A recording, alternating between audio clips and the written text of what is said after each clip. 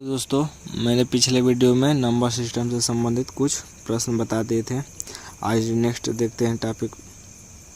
जैसे पहला क्वेश्चन देखते हैं कि एक प्राकृतिक संख्या n में 13 से भाग दिया जाता है तो शेषफल 9 बचता है। मतलब कोई प्राकृतिक संख्या है, अगर उसमें 13 से भाग देने पर शेषफल कितना बच रहा है? 9। तो n स्क्वायर में 13 से भाग देने पर कितना शेषफल बचेगा? n स्क्वायर में 13 से भाग देने पर दिया जाए तो शेषफल कितना बचेगा?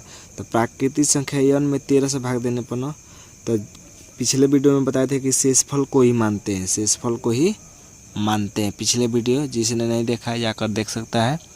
तो n को ही मानते हैं। तो n कितना, यानी n कितना मान लेंगे? 9। अब कह रहा है कि n स्क्वायर में 13 से भाग देने पर, यानी n बराबर अगर 9 मान लिए तो n स्क्वायर बराबर कितना हो जाएगा?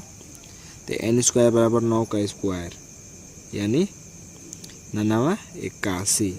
तो अब 13 से n स्क्वायर में 13 से भाग दिया जाए तो शेषफल कितना बचेगा? यानी n स्क्वायर, तो n स्क्वायर का मान कितना आ गया? 81। तो अब 81 में भाग दे देंगे 13 से, तो शेषफल कितना बचेगा? तो 13 से भाग दीजिए। 13 दूना के 26, 13 39, 13 चौके 52, 13 पचे 65, 13 छके 78, 13 छके 78, यानी घटा देंगे तो एक में से 8 नहीं घटेगा तो 11 में से 8 घटा 3 और 7 में से 7 घटा कट पे। तो कह रहा है कि n स्क्वायर में 13 से भाग दिया जाए तो शेषफल कितना बचेगा? तो कितना शेष बचेगा? 3 शेष बचेगा। आंसर कितना हो जाएगा? 3। आंसर 3 हो जाएगा। ठीक, नेक्स्ट क्वेश्चन देखते हैं दोस्तों।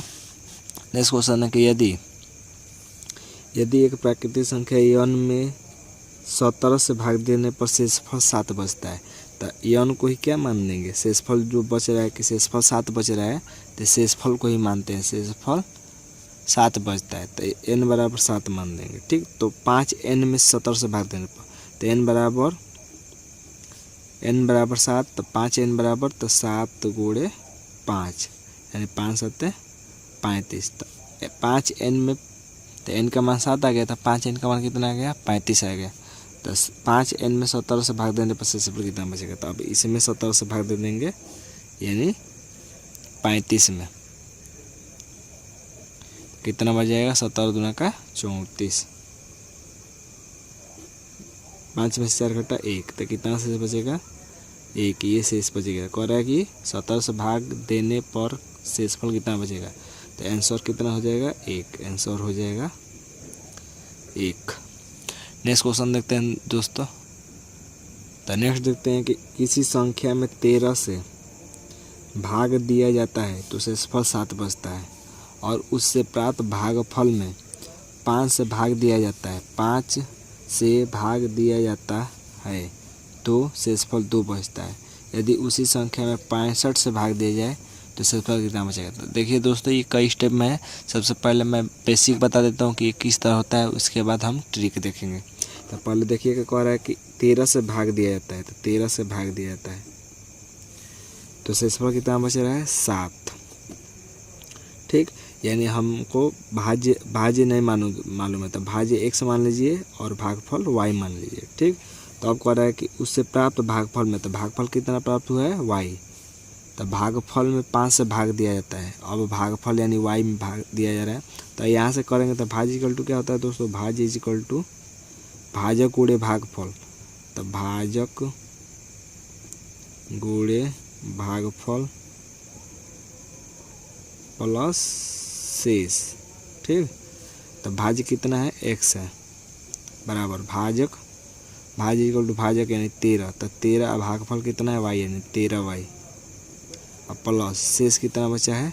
कह रहा है कि 7 शेष बचता है, 7 शेषफल 7 बचता है, यानी ये आ गया पहला समीकरण। ठीक, अब कह रहा है कि और उससे प्राप्त भागफल में, तो अब भागफल कितना आ गया है? y। तो भागफल में 5 से भाग दिया जाता है, 5 से भाग दिया जाता है तो शेषफल कितना बचता है? 2। शेषफल कितना बच गया? 2। तो अब यहाँ से निकालेंगे भाज्य इक्वल टू, तो भाज्य कितना अब यहाँ पर है? y है। फिर सूत्र लिखेंगे दूसरे स्टेप में कि भाज्य इज इक्वल टू भाजक गुणे भागफल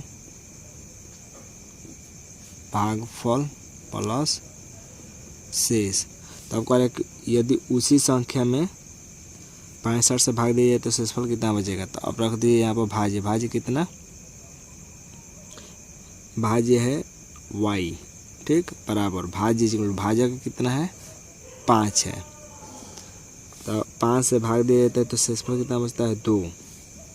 तो शेषफल कितना हो गया, ये भागफल है। तो भागफल कितना है, भागफल, तो अब यहाँ पर भागफल नहीं है दोस्तों, कह रहा है कि 2 शेष बचता है। तो यदि उसी संख्या में, तो भागफल नहीं है तो कुछ भी मान सकते हैं, एक्स वाई जेड, जेड मान ले या के मान लीजिए के, ठीक। तो अब कितना हो जाएगा, तो भाज्य हो गया वाई, भाजक हो गया 5, भागफल हो गया के 5 के हो जाएगा ये। अब प्लस शेष कितना हो गया 2, शेष लास्ट में बच रहे हैं दोस्तों, शेष लास्ट में, यानी कितना हो जाएगा y बराबर 5k प्लस 2। ये समीकरण 2 हो गया, इक्वेशन 2 हो गया। तब देखिए y बराबर 5k प्लस 2 यहाँ पर रख देंगे समीकरण 1 में, यानी समीकरण 1 क्या है, x बराबर, समीकरण 1 क्या है, समीकरण 1 है x बराबर 13y, तो x बराबर 13 और y यहाँ पर y है, तो y की जगह पर इतना रख देंगे 5k प्लस 2 और फिर प्लस 7 है, समीकरण 1 में रख रहे हैं प्लस 7, तो इसको गुणा कर दीजिए, x बराबर 13 × 5 65k प्लस 13 दूना के 26 प्लस ये 7 है, तो x बराबर 65k प्लस 26 और 7 जोड़ दीजिए 33। तो क्वेश्चन क्या कर रहा था कि यदि उसी संख्या में 65 से यदि उसी संख्या में 65 से भाग दिया जाए तो शेषफल कितना बचेगा। तो 65 से भाग दिया जाए, यानी देखिए पहले भाजक आ रहा है, भाजक यानी भाजक 13 से भाग दिया जा रहा है, तो भाजक अगुणे भागफल यानी y, यहाँ पर 5 से भाग दिया जा रहा है तो 5, तो यहाँ पर 65 से भाग दिया जा रहा है तो 65 पहले रहेगा, यहाँ पर भागफल रहेगा और शेष इधर, तो 65 से भाग देने पर कितना ये शेष बचा है, लास्ट में शेष आ रहा है ना, लास्ट में शेष, ये भी कितना है शेष है, तो ये भी क्या लास्ट में शेष, यानी शेष कितना आ गया 33। यही हमारा आंसर है, शेष हमारा 33, ठीक, शेष हमारा 33 है। लास्ट में देखिए, लास्ट में 7 है, शेष है 2, शेष है, तो ये लास्ट में 33 आया। तो कह रहा है कि 65 से भाग देने पर शेष कितना आएगा, तो 65 से भाग देंगे तो शेष 33 आएगा। अब देखिए दोस्तों, हम ट्रिक बता रहे हैं दूसरे तरीके से,